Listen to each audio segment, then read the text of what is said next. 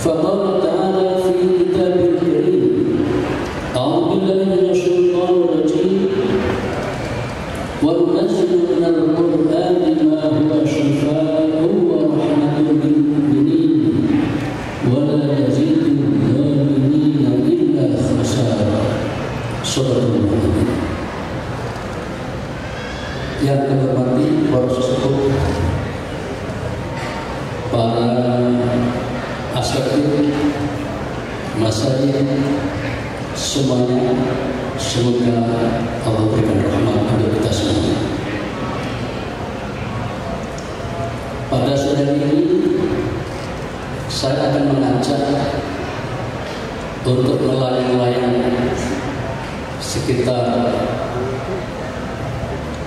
50 tahun yang lalu. Pada saat itu terjadi sesuatu yang sangat tidak menyenangkan. Tepatnya pada tahun 1964 bulan Januari, Pak Hamka ditangkap kemudian dijebloskan ke penjara. Pak Hamka tidak tahu apa-apa. Pak Hamka difitnah seakan-akan merekayasa untuk proses pembunuhan Presiden Soekarno. Alasan itu kemudian Pak Hamka dijebloskan ke penjara. Kita bisa bayangkan kira-kira bagaimana perasaan beliau saat itu. Yang pasti sedih, gelisah, resah.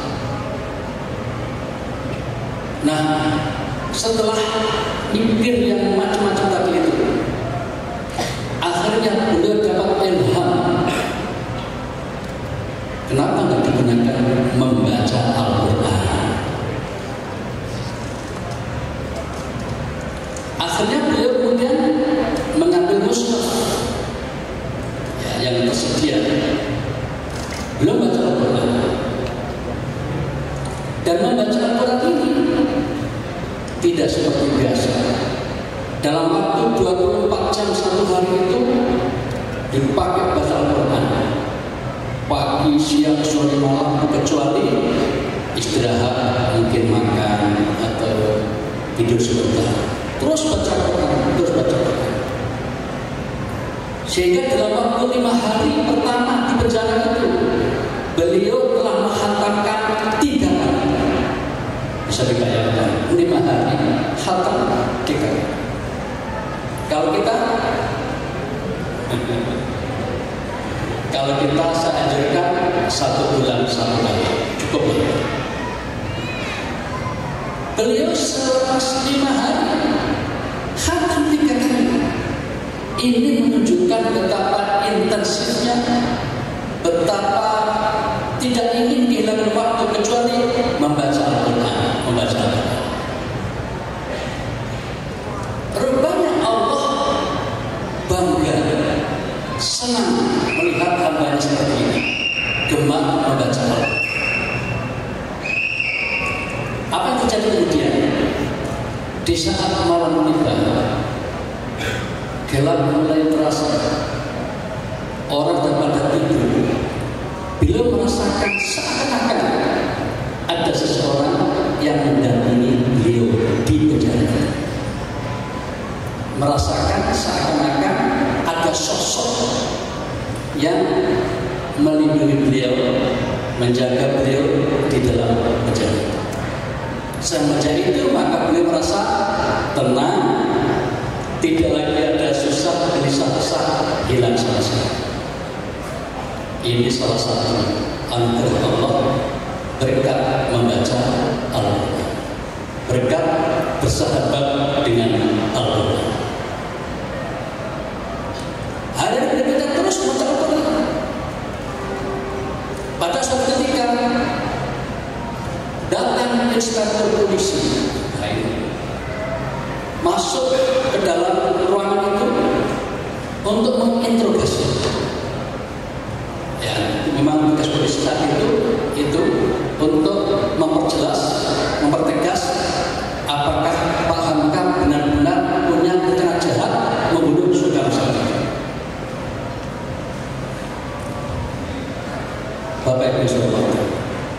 Apa terjadi?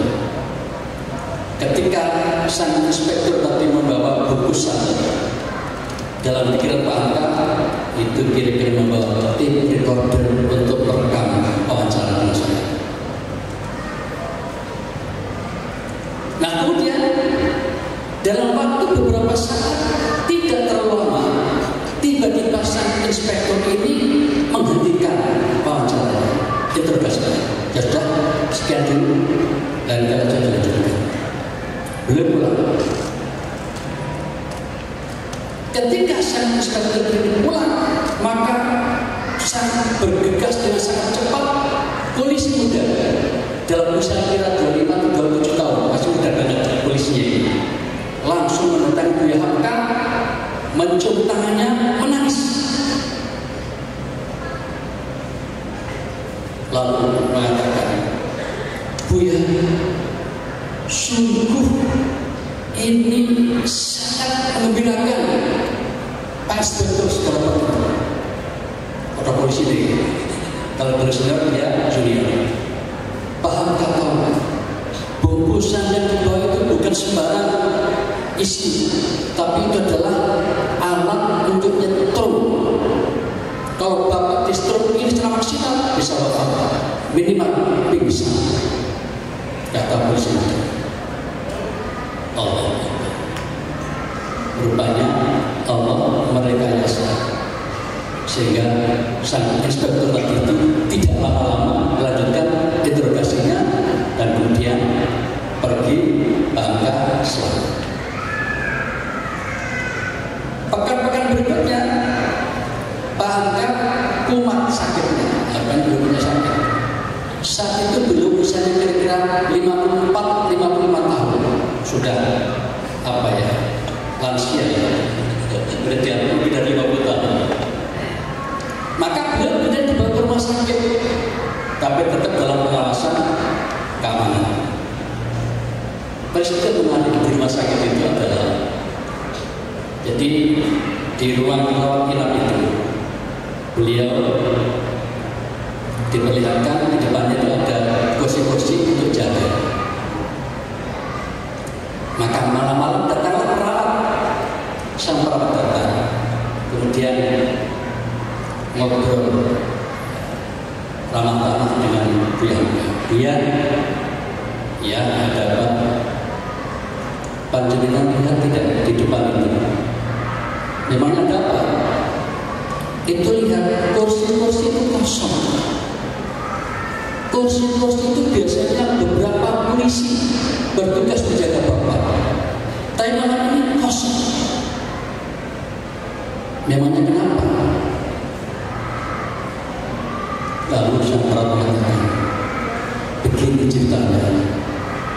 Ini kayak cerita apa itu yang anak-anak itu ya. Begini ceritanya, Buya. Jadi polisi-polisi itu tidak duduk di situ karena takut. Loh, memang takut apa? Saya sudah tua.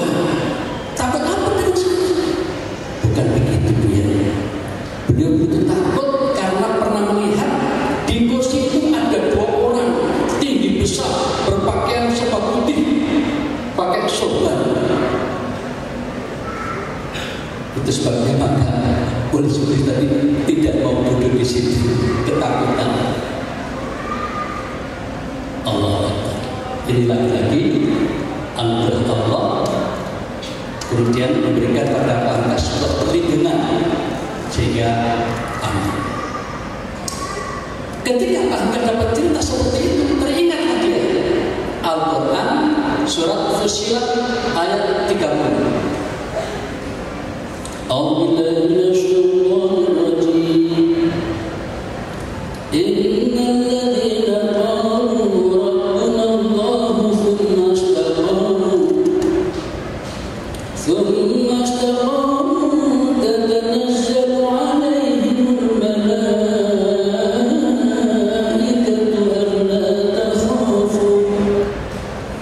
ألا تخافوا ولا تحزنوا وأبشروا بالجنة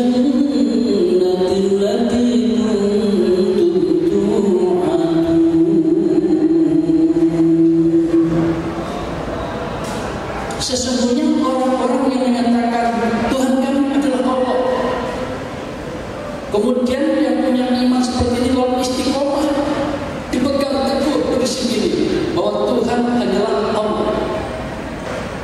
Orang yang punya prinsip seperti ini, punya keteguhan iman seperti ini, akan diturunkan malaikat. Tatanazzalu al-malaikat, malaikat akan turun. Untuk apa?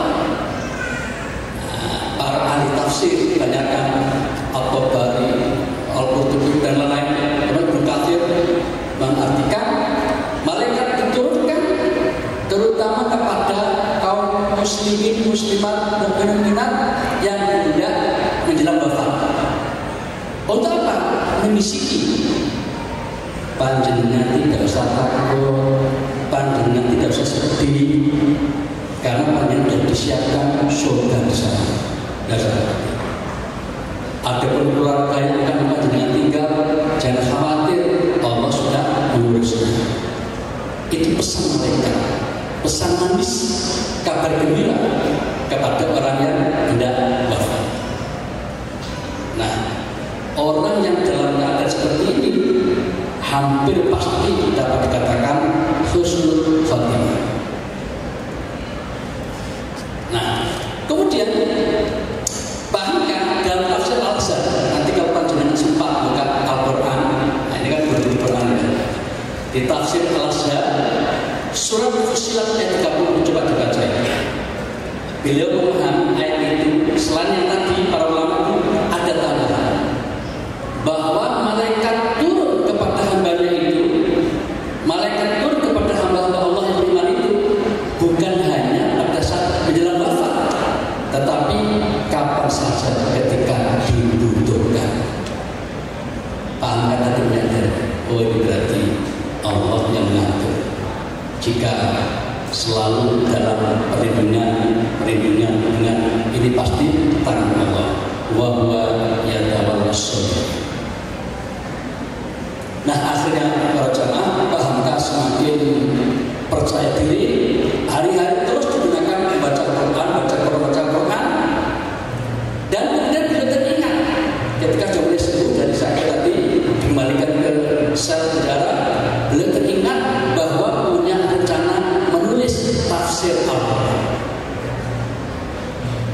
Nah, ceritanya beliau sebenarnya sudah menyelesaikan 2 juz. Juz 30, juz 29, 2 juz ini ditempuh dalam waktu 2 tahun, sehingga 1 tahun 1 juz. Begitu di penjara beliau selama 2 tahun 4 bulan. Masuk Januari 1964, keluar Mei 1966 setelah berstabil. Jadi praktis 2 tahun 4 bulan. Nah, dalam waktu 2 tahun 4 bulan itu beliau dengan anugerah Allah dapat menyelesaikan tafsir Al-Quran 28 juz, sehingga 28 tambah 2 lengkap 30 juz. Praktis keluar dari penjara sudah selesai 30 juz. Allahu Akbar. Ini karya raksasa, karya monumental dari beliau. Akhirnya apa yang terjadi? Begitu beliau keluar dari penjara itu, royalti dapat itu lumayan. Akhirnya menjelang tahun 70 beliau menghajikan seluruh keluarganya pada tahun itu. Tahun 60 ke 70. Nah, cerita berikutnya pada tahun 1970 Pak Karno, presiden atau mantan presiden saat itu, sakit keras. Kemudian membuat wasiat kepada ajudannya yang biasa mendampingi itu, diberitahu, tolong tulisan saya nanti kalau aku sudah meninggal dunia serahkan pada Buya Hamka. Tidak lama kemudian tahun 70 itu Pak Karno wafat.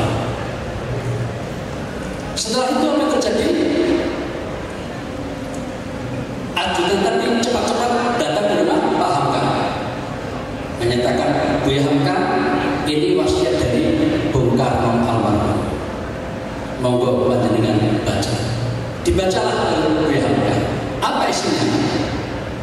mohon kepada Buya Hamka, bila saatnya aku nanti meninggal dunia, Buya berkenan menjadi imam sholat untuk jenazah saya.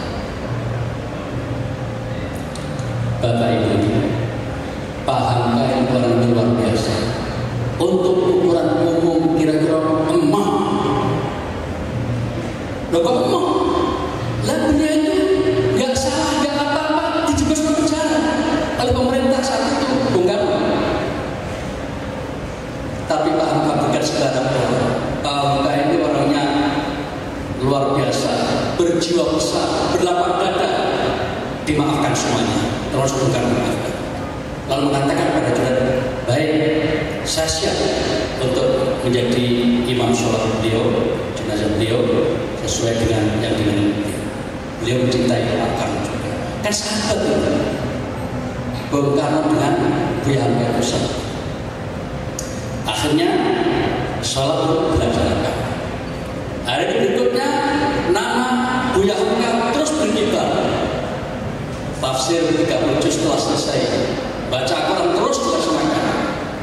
Pada tahun 1975, ketika Pak Harto menjadi presiden, Mukyah menjadi menteri agama, Pak Hamka dipercaya menjadi ketua Majelis Ulama Indonesia yang pertama tahun 75.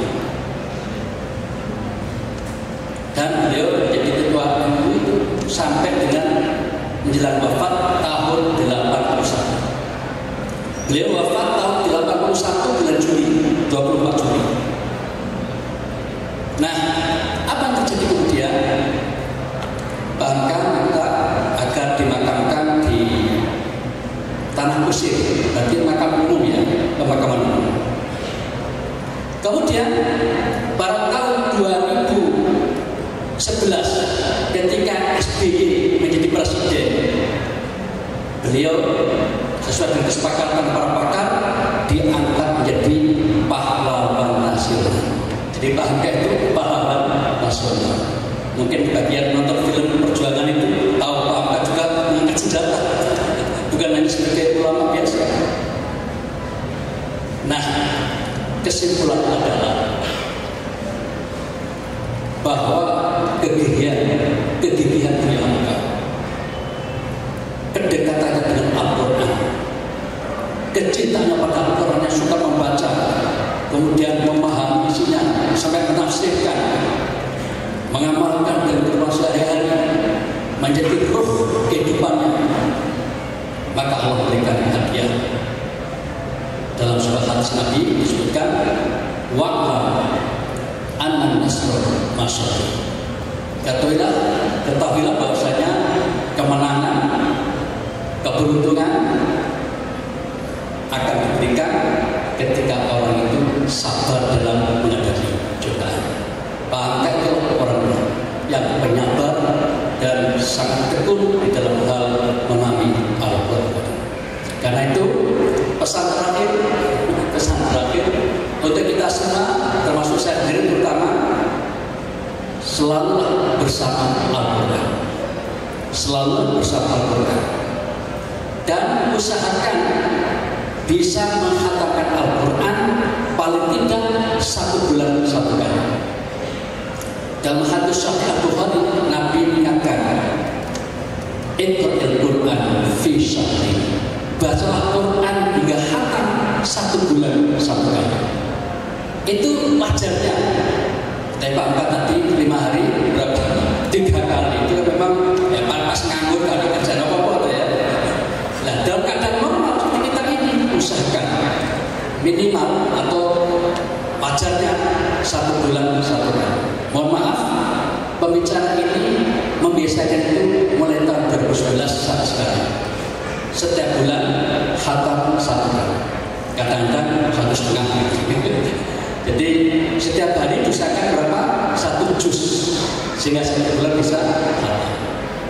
Nah, Pak Hamka juga memperhitungkan, mungkin untuk kita tujuannya ya, selama 2 tahun 4 bulan tadi itu akhirnya menghatamkan Al-Quran tidak kurang dari 150 kali.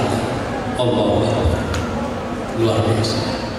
Nah, Bapak Ibu, para asatidz, para masyayikh semuanya, mari kita meneladani orang-orang seperti beliau yang menjadi pahlawan nasional juga ulama. Dan mudah-mudahan kita termasuk yang dibuat oleh Allah cinta kepada Al-Quran, sehingga pada saat nanti di akhirat Al-Quran akan membela kita semua. Terima kasih bisa disampaikan. Mohon maaf atas hal yang berkenan. Bila taufiq wal hidayah. Wassalamualaikum warahmatullahi wabarakatuh.